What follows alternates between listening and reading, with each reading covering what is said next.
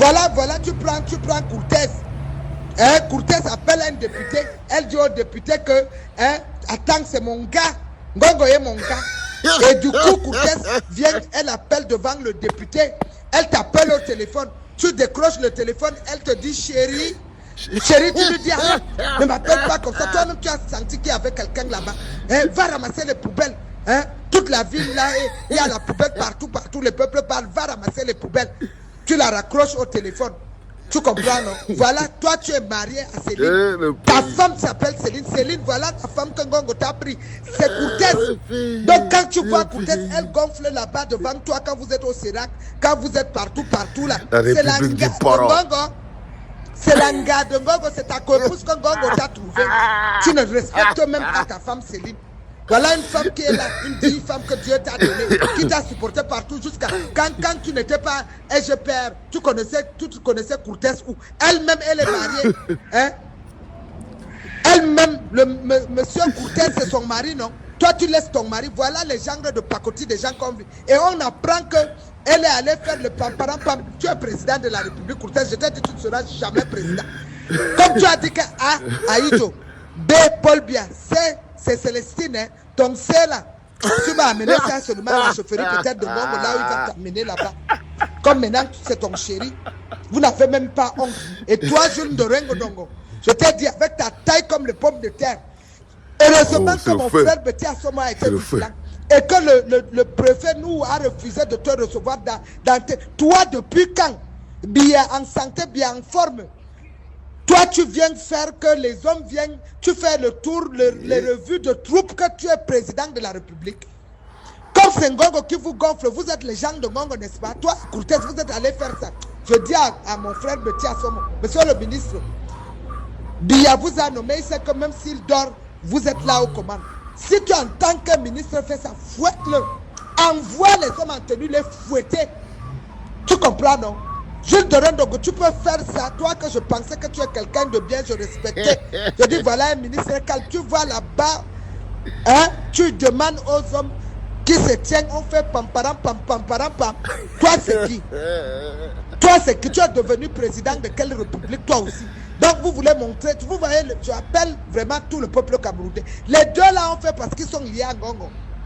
C'est pour narguer les populations, pour nous montrer que c'est eux qui ont le pouvoir. Ce que on vous a dit, j'ai dit à l'armée de prendre leurs responsabilités. Si l'armée ne fait pas le travail, le peuple souverain va prendre sa part de responsabilité. Et attends, je vous dis, et attends, parce que comme Atanga dit, tu veux créer le problème ici. On vous dit d'aller travailler, aller faire les routes, aller travailler, aller construire là où le président vous a donné. Même l'argent, même ce que le président vous donne, donner aux populations, vous ne donnez pas, vous volez une partie. Hein? Les matelas qu'on dit aller donner aux gens, tu voles une bonne partie, tu donnes une partie, l'autre tu restes. Il faut arrêter avec ça. Bonjour les enfants, c'est papa. Ça c'est la République du Poro. On est dans la République du Poro. Ça veut dire qu'on a transformé notre pays. Le pays est devenu un no man's land, non? Le pays est devenu le film Poro, non? Oui, le pays est devenu le Poro. Ça veut dire que la remède que non, Ngongo, que Célestine Kécha-Cortez, c'est la mort de Ngongo.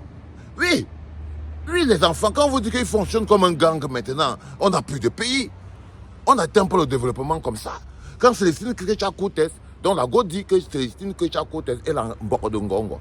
Quand un jour Célestine Kécha-Cortez voulait choper le dos à un député, elle a dit qu'attends, elle va appeler Ngongo, c'est mon chéri. Elle a dit que, allô chéri. Elle a dit que, allô chéri, patati patata.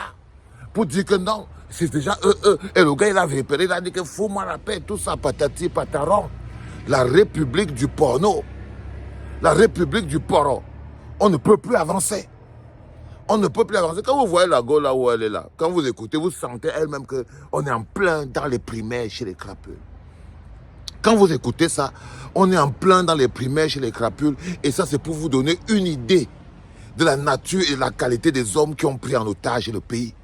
C'est pour que vous compreniez qu'il n'y a pas de Paul Biya, il n'y a pas de pays, ce n'est que du banditisme. Ce n'est que du pur banditisme, c'est du vol, ce n'est que les histoires des fesses. On n'est pas en train de parler des histoires d'un État. Vous avez entendu l'autre fois, il disait que Chirouma, j'ai déjà vu ton zizi. C'est ça un État. Voilà les hommes d'État que nous avons. Les hommes d'État où on ne vous parle que de sexe, mais de bas étage. Mais que de bas étage. La grandeur du pays, c'est des notions qu'ils ne connaissent pas. On choisit les hommes d'État par les hommes qui savent, qui voient leur grandeur dans les vestiges qu'ils laissent. C'est-à-dire que dans les grands pays, un grand homme d'État, c'est que non, celui-ci voit la grandeur dans le pays pour ça, ou pour telle chose qu'il a laissé, pour ce pont qu'il a laissé, pour cette valeur. Eux là, ce n'est que la jouissance. Ça finit toujours où? Dans les fesses. Un gouvernement où tous les projets finissent dans les fesses. On ne peut pas construire. On est même sous le règne de l'immoralité. On est même sous le règne de l'immoralité. C'est que la moralité, la morale, le bas de gamme. On dit que les dirigeants doivent faire preuve de moralité. C'est-à-dire que quand on a des dirigeants immoraux, c'est-à-dire que tu vois une ministre comme Ketia Koutes qui prend le téléphone et appelle le SGPR, allô chérie, pour démontrer à un député que non, elle couche avec lui. C'est là le pouvoir qu'elle va avoir sur ce monsieur. Donc elle essaie de démontrer à un monsieur qu'elle a le pouvoir. Pour démontrer à ce monsieur qu'elle a le pouvoir, elle appelle le bonhomme avec qui elle couche. C'est-à-dire le SGPR. Elle-même, elle est ministre. Non, ce n'est plus un État. Ce n'est plus un État, les enfants. Vous pouvez parler ce que vous voulez. On se bat contre des choses. Ce ne sont même plus les ponts et les routes qu'on veut. Il ne s'agit plus de ponts et de routes. Il ne s'agit même plus d'école et d'éducation. Ils ont déjà échoué tout ça depuis. Il ne s'agit plus de ponts, de routes et d'éducation. Non, là, il s'agit d'État, de dignité, de valeurs humaines. Il s'agit de reconstruction, de refondation. Parce que ça, c'est quand on a déjà dépassé le moment où il n'y a plus les routes, les ponts et tout. Maintenant, il y aura seulement la bagarre. Maintenant, il y aura seulement la bagarre, les enfants. Donc, tu es l'anga de Ngongo. Donc tout le bavardage que tu fais là, c'est que tu es l'anga de Ngongo. Et la go qui parle là, ça veut dire qu'il y a une autre équipe. Donc on est chez les primaires, chez les crapules. Il y a une autre équipe qui l'envoie venir faire du sale. Vous sentez bien qu'elle est en mission commandée. C'est ça qu'on appelle le changement. Quand le changement tape l'animal, quand le vent du changement percute, boum, comme ça là, ça c'est le vent du changement qui secoue l'animal. Vous voyez très bien que les petits démons se versent par terre dehors.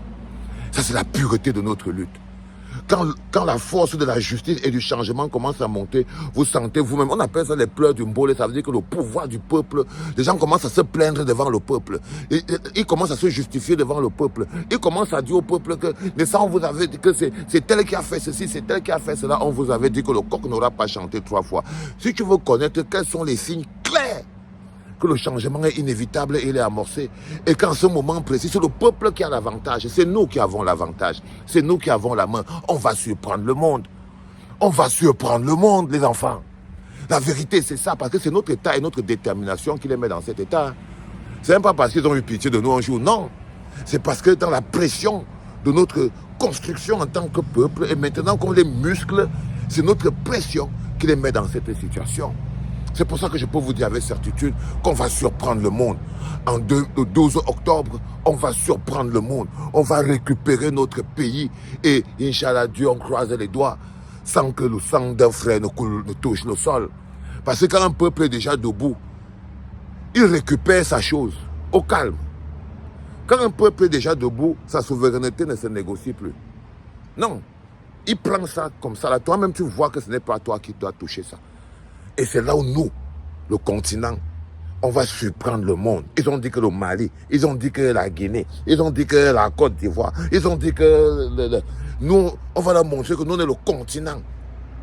Et qu'on va leur montrer comme le processus qui consiste à fabriquer son leader, construire son leader, mettre son leader à l'école pour qu'il montre ses preuves.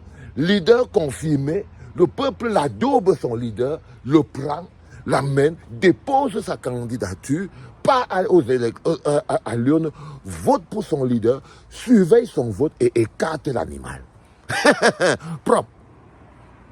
Propre les enfants. Propre. Nickel. On prend les balais, on commence à fixer notre pays. Tac, tac, on va fixer notre pays.